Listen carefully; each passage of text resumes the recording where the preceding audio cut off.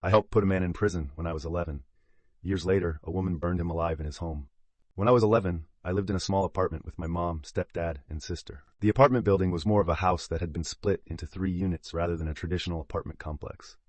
My family and I lived in the top apartment, while 2 families lived in the 2 remaining apartments below.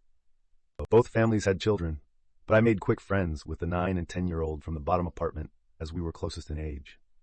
I remember going to their apartment to play during the summer while my mom, who worked nights, slept. We either played outside or we hung out in what could only be describing as a hoarder house watching Olsen twin movies. And one thing that stands out in my memory are the stacks and stacks of kids' movies, specifically every Olsen twin movie or show to ever exist. 33 years old now for time reference. I recall the older of the 2 girls, who I regrettably cannot recall either of their names, asked if I could spend the night once, and her mother refused, adamantly refused. I recall one day her dad came home and asked me to sit on his lap while he stroked my hair. Shortly after, the mom angrily told me to go home.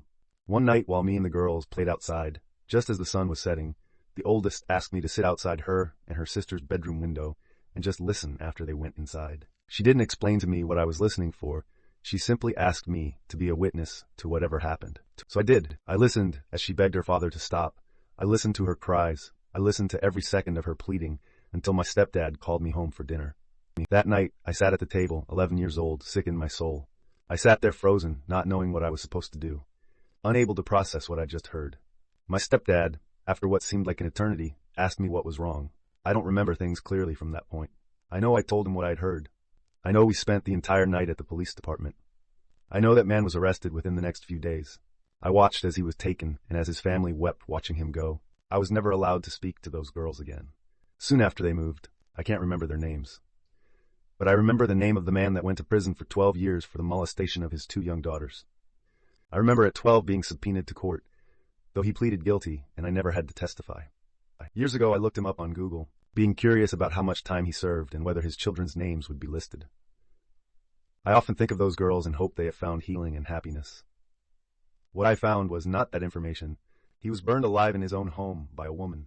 I can only imagine what horrific things he did, that she had to take matters in her own hands. I cannot imagine the people he hurt after he was released. The world is better off without him in it.